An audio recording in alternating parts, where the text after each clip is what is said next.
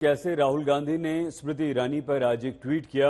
अब उस ट्वीट पर बीजेपी ने राहुल गांधी को फिर से बालक बुद्धि कहना शुरू कर दिया। जबकि राहुल गांधी ने सोशल मीडिया प्लेटफॉर्म पर स्मृति ईरानी के लिए जो लिखा उसमें यही कहा कि स्मृति ईरानी के बारे में अपमानजनक भाषा का इस्तेमाल न करें। ऐसे में हर कोई यही सोच रहा है कि कहां तो अमेठी को लेकर राहुल गांधी और स्मृति ईरानी के बीच एक युद्ध छिड़ा हुआ था और अब कहां राहुल गांधी अपील कर रहे हैं कि स्मृति ईरानी को बुरा मत कहो, हार जीत तो लगी रहती है। आखिर पूरा मामला क्या है, आइए हम आपको हमारी इस स्पेशल रिपोर्ट में दिखाते हैं।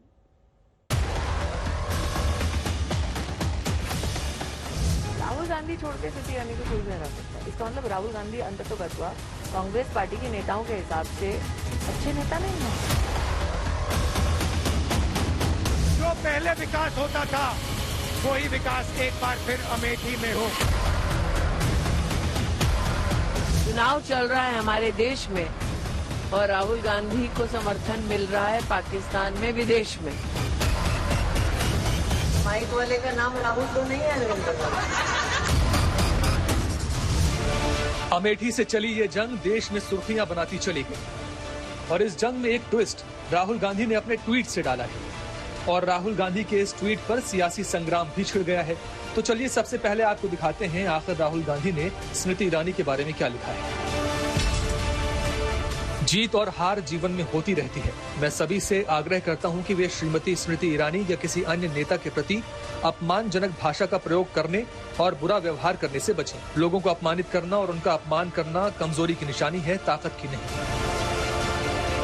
अब कुछ लोग कहेंगे कि राहुल गांधी ने बहुत बढ़िया बात कही है, लेकिन इसे बीजेपी के नजरिए से देखें तो उन्हें राहुल गांधी के इस ट्वीट में सियासत के सिवा कुछ नजर नहीं आता है। हम आपको दिखाएंगे कि राहुल गांधी ने स्मृति ईरानी के लिए सोशल मीडिया प्लेटफॉर्म पर क्यों लिखा कि अपमानजनक भाषा का इस्तेमाल करने से बचें।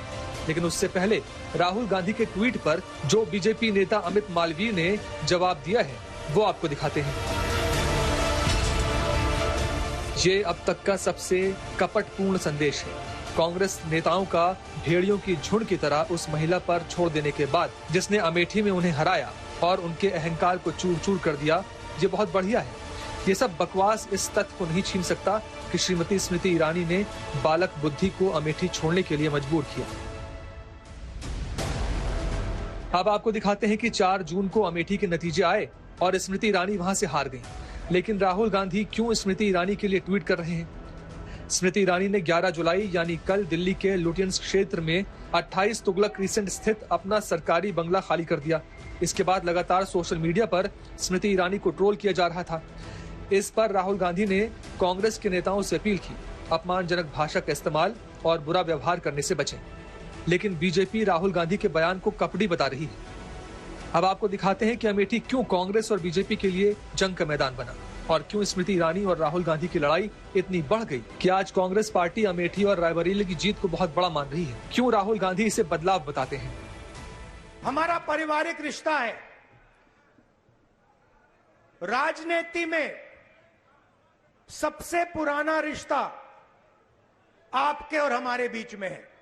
यह रिश्ता 100 साल पहले रायबरेली और अमेठी के खेतों में शुरू हुआ था और उस समय भी बदलाव रायबरेली के किसानों ने किया था, अमेठी के किसानों ने किया था और इस बार भी आपने फिर से वही काम किया।